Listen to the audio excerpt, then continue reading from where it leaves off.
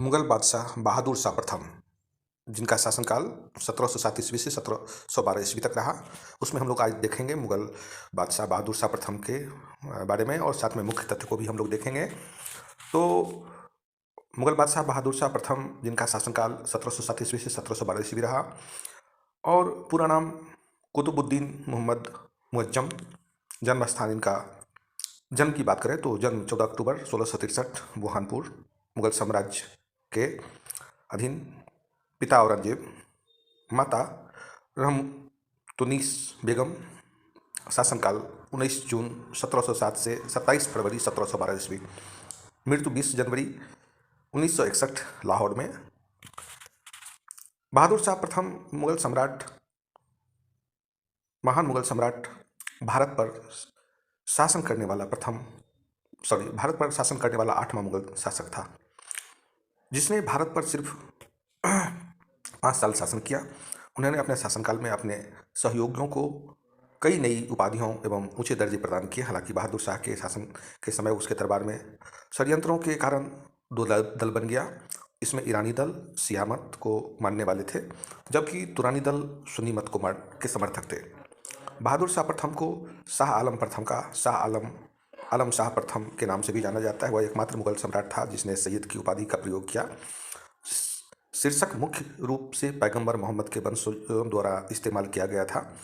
1663 ईस्वी में 20 वर्ष की आयु में बहादुर शाह को दक्कन का प्रांत का गवर्नर नियुक्त किया गया था। शिवाजी द्वारा पुणे में हारने के बाद बहादुर शाह को 8 साल तक कैद में रखा गया था। बहादुर शाह ने अपने पिता औरंगजेब को गद्दी से हटाने के लिए कई प्रयास किए। हर बार बहादुर शाह असफल होता था। उसे दंडित किया जाता था और निगरानी में रखा जाता था। औरंगजेब को उखाड़ फेंकने के लिए बहादुर शाह का मुकदमा 1670, 1680, 1683 और 1687 में चलाया गया। 1665 में औरंगजेब ने बहादुर शाह को गुरु गोविंद सिंह की सेना से लड़ने के लिए पंजाब भेजा।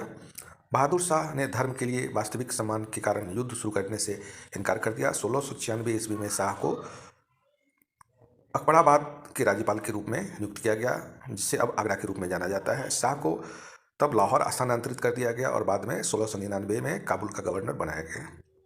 बहादुर शाह प्रथम के दरबार में 1711 ईस्वी में एक डच प्रतिनिधि का शिष्टमंडल आया, जेसुआ केटेलार के नेतृत्व में, और इस शिष्टमंडल का दरबार में स्वागत किया गया। इस स्वागत में एक पुर्तगाली स्त्री जुलीपानी की महत्वपूर्ण भूमिका रही। उसकी इस भूमिका के लिए उसे बीबी फिरवा की उपाधि भी दी गई। 27 फरवरी 1712 को बहादुर शाह प्रथम की मृत्यु हो गई। मृत्यु के पश्चात उसके चारों पुत्रों जहांदार शाह, अजीमुस्सान, रफीउस्सान और जहान शाह में उत्तराधिकारी का युद्ध आरंभ हो गया। इसके बाद हम लोग आगे बढ़ेंगे, जिसमें हम लोग देखेंगे मुगल बादशाह जहांदार शाह, जो कि जिनका शासनकाल 1712 ईस्वी से 1713 ईस्वी रहा।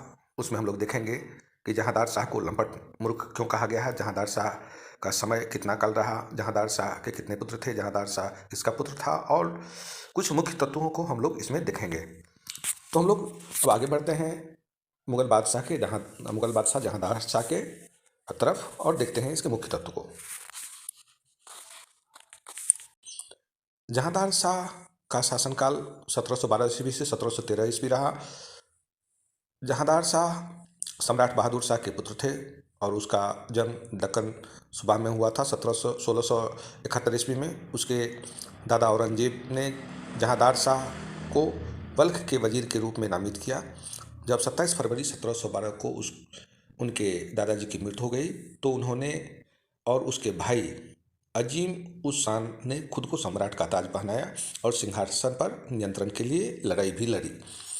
17 मार्च 1712 को अजीम उस शान की हत्या के बाद जहांदार शाह ने 11 महीने तक शासन किया। जहांदार शाह मुगल भारत के पहले कठपुतली राजा थे। जुल्फिकार खान जो वजीर, उनके हाथों में कार्यकारी बागडोर थी। जहांदार शाह ने सोने, चांदी और तांबे के सिक्कों को ढाला। 2 दोहों अर्थात अबू उल फतेह और साहब किरण का उपयोग भी किया। तांबे के सिक्के का वजन मानकों में तैयार किए, जो 20 ग्राम और 14 ग्राम के रहे।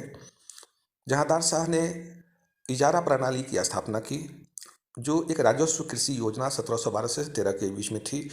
एक समकालीन इतिहासकार इरादत खान ने जहांदार शाह के विषय में लिखा है कि वह रंगरेलियों में डूबे रहने वाला एक कमजोर व्यक्ति था, जिसने ना तो राज्य के कार्यों में की चिंता थी और ना ही उमरावों में किसी से लगाव। तो हम लोग जहांदार शाह के बारे में देखें। अब हम लोग इसके बाद एक एक करके मुग़ल बादशाह के और भी जो बचे हुए शासक हैं वहाँ तक पहुँचेंगे। लेकिन इस वीडियो को हम यहीं पर क्लोज करेंगे। इसके तुरंत बाद हम शुरू करते हैं, जो कि नेक्स्ट वीडियो अभी आप लोग देखेंगे, जिसका मैं लिंक दे दूँगा, क्योंकि वीडियो काफ़ी लंबा हो जाएगा, इसीलिए मैंने इसमें 2 पार्ट ही रखा।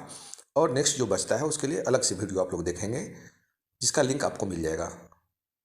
तो आप लोगों से गुजारिश है कि अभी तक आप लोगों ने अगर मेरे चैनल को सब्सक्राइब नहीं किया है तो मेरे चैनल को तुरंत सब्सक्राइब कर लें। आपको मेरे चैनल पर भारतीय इतिहास में सिंधु घाटी से सभ्यता से मैंने उठाया है और अभी तक के सिलसिलेवार तरीके से इतिहास पर मैं चलता आ रहा हूँ और ये आगे भी चलता रहेगा। तो आप मेरे वीडियो को सब्सक्राइब कर लें ताकि आप तक मेरे सारे वीडियो समय पर पहुँचता रहेगा।